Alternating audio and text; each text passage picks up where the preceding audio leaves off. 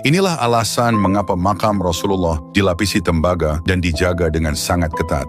Peristiwa ini terjadi pada tahun 557 Hijriah. Malam itu Sultan Nuruddin Mahmud Zengi, seorang pemimpin dan pahlawan besar dalam sejarah Islam, bermimpi bertemu dengan Rasulullah dalam tidurnya. Dalam mimpi tersebut, Rasulullah menunjuk ke arah dua orang pria berambut pirang dan berkata, "Wahai Mahmud, selamatkan aku dari dua orang ini." Seketika, Sultan terbangun. Namun saat mencoba kembali tidur, mimpi yang sama terulang hingga 3 kali dalam satu malam. Keesokan harinya, tanpa memberitahukan siapapun tentang mimpinya, beliau berangkat dengan 1000 pasukan berkuda terbaik dan membawa banyak perbekalan. Setelah menempuh perjalanan selama 16 hari dari Syam, akhirnya mereka tiba di Madinah. Kepada rakyat Madinah, beliau mengumumkan bahwa kedatangannya adalah untuk membagikan sedekah kepada seluruh warga. Sambil membagikan sedekah, Sultan menatap wajah setiap orang dengan saksama, mencocokkannya dengan dua wajah pria pirang yang ia lihat dalam mimpinya, berharap dapat menemukan mereka. Setelah semua penduduk Madinah menerima bagian mereka, Sultan bertanya kepada gubernur. Apakah masih ada orang yang belum menerima sedekah ini?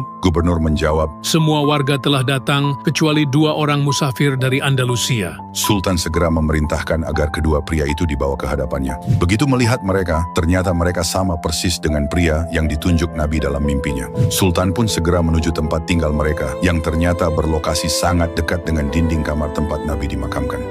Saat memasuki kamar tersebut, tanpa sengaja beliau menginjak sebuah karpet yang mencurigakan. Ketika dibuka, ternyata terdapat sebuah lubang besar yang ditutupi kayu. Lubang itu adalah terowongan bawah tanah yang digali dan mengarah langsung ke makam Rasulullah. Akhirnya, kedua pria itu tidak bisa mengelak. Mereka mengaku sebagai mata-mata tentara salib yang ditugaskan untuk mencuri jasad Rasulullah. Motivasi utama mereka adalah membawa jasad Rasulullah ke Eropa sebagai pukulan psikologis dan spiritual bagi umat Islam yang saat itu sedang berperang melawan pasukan salib. Sultan Nuruddin kemudian menjatuhkan hukuman mati kepada kedua pria tersebut. Selanjutnya, beliau memerintahkan pasukannya untuk menggali parit yang sangat dalam, mengelilingi seluruh area kamar makam Rasulullah hingga mencapai lapisan air tanah paling bawah.